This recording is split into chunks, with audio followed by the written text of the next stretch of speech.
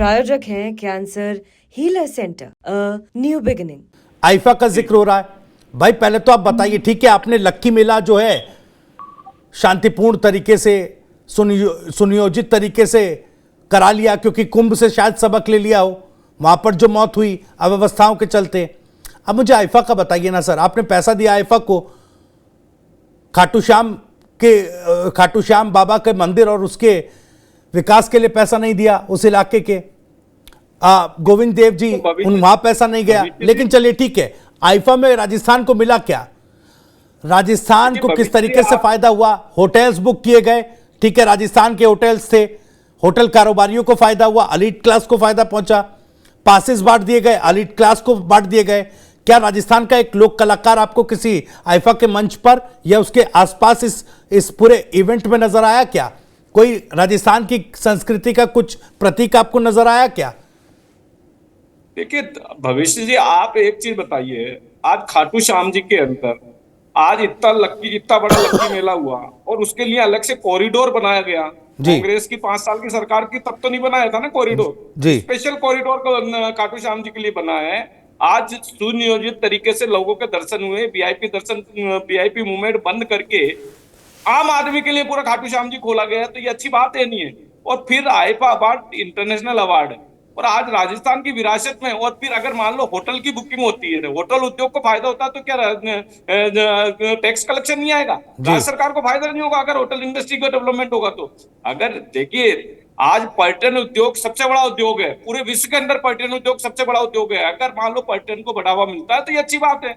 आज हजारों लोग अगर राजस्थान के अंदर आते, हजारों लोग आईपा के सर जिन होटल्स में बुकिंग हुई है उनके मालिक कहां पर बैठे हुए, ये तो आप भी जानते हैं। स्थानीय स्तर पर क्या जो मध्यम स्तर के होटल्स हैं, क्या उनको फायदा पहुंचा जो राजस्थान से ताल्लुक रखते हैं?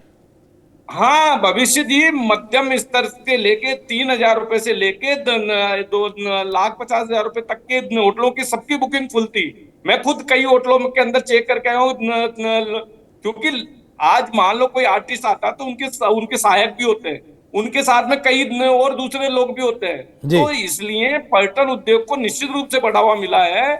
ये तो केवल कांग्रेस की फितरत में है बुराई करना। अच्छाई भाई, आप अच्छाई का साथ नहीं दो तो बुराई तो कम से कम बंद करो ना।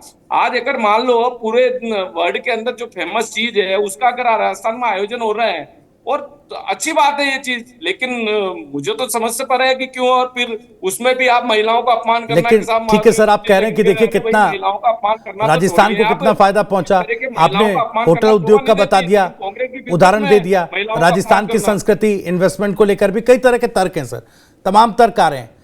इसमें एक तर्क तो ये भी है ना कि सोनू निगम जिन्होंने सरकार की थोड़ी आलोचना कर दी थी, सरकार ने बदला ले लिया, उनको नॉमिनेट तक नहीं होने दिया।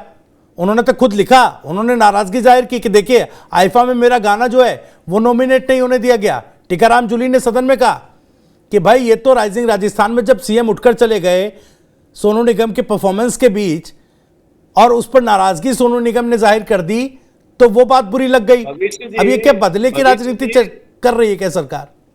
भविष्य जी, मुख्यमंत्री के पास में बहुत पूरे राजस्थान की जिम्मेदारी होती है, कई काम होते हैं। तो ऐसा तो नहीं है कि मुख्यमंत्री पूरे कार्यक्रम के अंदर बैठा रहे। आप बता दीजिए, आज तक हिंदुस्तान में किसी भी कार्यक्रम के अंदर अगर प्रधानमंत्री मुख्यमंत्री कहीं पे भी बैठा रहा हो तो ये पॉसिबल नहीं है भविष्य जी, बिल्कुल भी पॉसिबल नहीं है कि पूरे कार्यक्रम के अंदर मुख्यमंत्री बैठा रहे, क्योंकि उनको और भी काम होते हैं। तो ये सोनू निगम जी ने जो टिप्पणी की है, ये बहुत गलत उनका स्टेटमेंट था कि इस तरीके की क्या मुख्यमंत्री है किसी भी का कोई सा भी, चलो ये तो भजन लाल जी, इससे पहले अशोक गहलोत जी, कोई सा भी मुख्यमंत्री देख लीजिए साहब, पूरे कार्यक्रम के अंदर कोई तो क्या इसी टिप्पणी की वजह से उनका नॉमिनेशन रद्द हो गया क्या सर? नहीं, नॉमिनेशन रद्द हुआ वो आईफा वाले जाने, इसमें सरकार का कोई लेना देना नहीं है जी, इसमें सरकार का कोई लेना देना नहीं है, ये आईफा वाले जाने, ऑर्गेनाइजर जाने। ठीक है सर, क्या नहीं किया इसमें सरकार का कोई लेना देना नहीं। चलिए ठीक है सर, मेरे पास समय खत्म हो रहा है, मुझे यही डिबेट को विराम देना पड़ेगा। लेकिन सुरेश गर्ग साहब चूंकि आज कांग्रेस के प्रवक्ता नहीं थे, आजकल तो ऐसा लगता है कि मेरी डिबेट में सहूलियत के हिसाब से विषय चुनकर आते हैं, और जो कोऑर्डिनेटर्स होते हैं वो भी सहूलियत के हिसाब से मुद्दों को देखकर प्रवक्ता भेजते हैं, कभी बीजेपी के नहीं होते। मैं तो शिकायत आपसे कर रहा हूं, कोऑर्डिनेटर से आप भी कहिएगा कि भाई डिबेट्स में भेजा करें, मुद्दों से भागे नहीं। आपके जरिए मैं संकेत दे दूं, संदेश दे दूं। जनता पार्टी का हमेशा प्रवक्ता आया है, कभी जी। भारतीय जनता पार्टी ने नहीं, मैं आज देखिए कांग्रेस के लिए भी कह रहा हूं, आज चूंकि वो जानते हैं कि टीकाराम जूली ने माधुरी दीक्षित पर जो टिप्पणी की वो शायद उनकी जुबान फिसली और इसी वजह से कांग्रेस ने प्रवक्ता नहीं भेजा आज। प्रायोजक हैं cancer healer centre, a new beginning.